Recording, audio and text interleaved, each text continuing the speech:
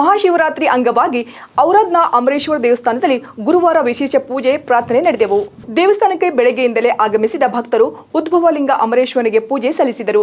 ಕೆಲವರು ಶಲ್ಯ ತೊಡಿಸಿ ಕಾಯಿ ಒಡೆದು ತಮ್ಮ ಇಷ್ಟಾರ್ಥ ಪೂರೈಸಿದರು.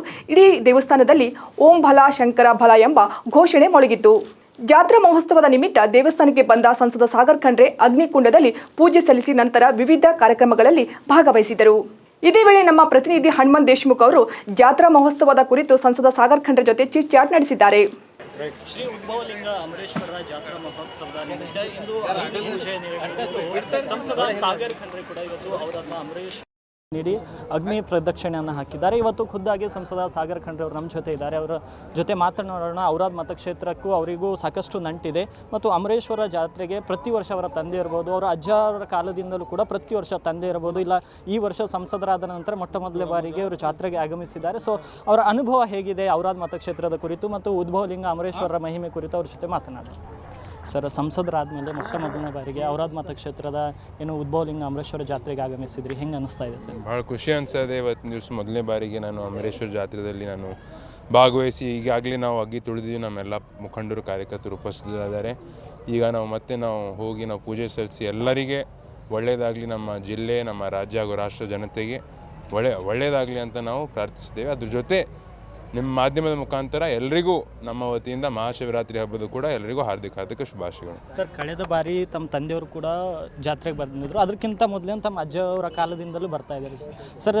ಇನ್ನು ಅಮರೇಶ್ವರರ ಮಹಿಮೆ ಹೆಂಗಿದೆ ಸರ್, ತಾವು ನಿಮ್ಮ ಮಾತುಗಳಲ್ಲಿ ಹೇಳೋದಾದರೆ?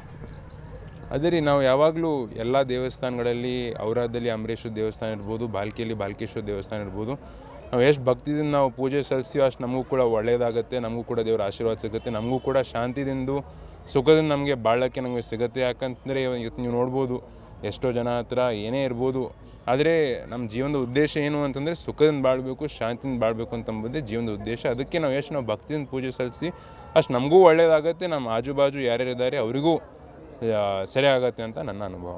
ಸರ್, ಔರಾದ್ ಮತಕ್ಷೇತ್ರಕ್ಕೂ ತಮಗೆ ಏನು ಕಳೆದ ಚುನಾವಣೆಯಲ್ಲಿ ಎಲ್ಲ ಕಾರ್ಯಕರ್ತರು ಮತ್ತು ಎಲ್ಲರೂ ಒಳ್ಳೆಯ ರೀತಿಯಲ್ಲಿ ತಮಗೆ ಬೆಂಬಲವನ್ನು ಕೊಟ್ಟಿದ್ದಾರೆ ಸರ್. ಔರಾದ್ ಕಾರ್ಯಕರ್ತರ ಬಗ್ಗೆ ಹೇಳೋದಾದರೆ ಏನು?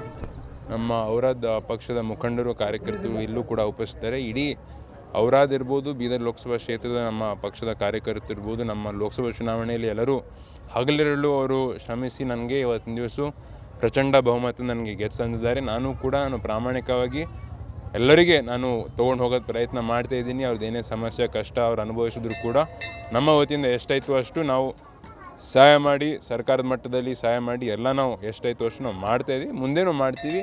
ಹಿಂದೇನೂ ನಮ್ಮ ತಂದೆಯವರು ಇರ್ಬೋದು, ಎಲ್ಲ ಮುಖಂಡರು ಔರಾದ ಎಲ್ಲ ನಮ್ಮ ಭೀಮಸೇನರಾವ್ ಶಿಂದೆ ಸರ್ ಇರ್ಬೋದು, ಮತ್ತು ಹಳೆ ಎಲ್ಲ ನಮ್ಮ ಪಕ್ಷದ ಎಲ್ಲರೂ ಮುಖಂಡರು ಮಾಡ್ತಾ ಬಂದಿದ್ದಾರೆ. ಇದೇ ರೀತಿ ಮುಂದೇನೂ ಕೂಡ ನಾವೆಲ್ಲರೂ ಒಗ್ಗಟ್ಟಾಗಿ ನಮ್ಮ ಪಕ್ಷದ ಕಾರ್ಯಕರ್ತರು ಮುಖಂಡರು ಒಂದು ಪರಿವಾರ ಆಗಿ ಒಂದು ಒಗ್ಗಟ್ಟಾಗಿ ನಾವು ಕೆಲಸ ಮಾಡ್ತೀವಿ. ಜನರ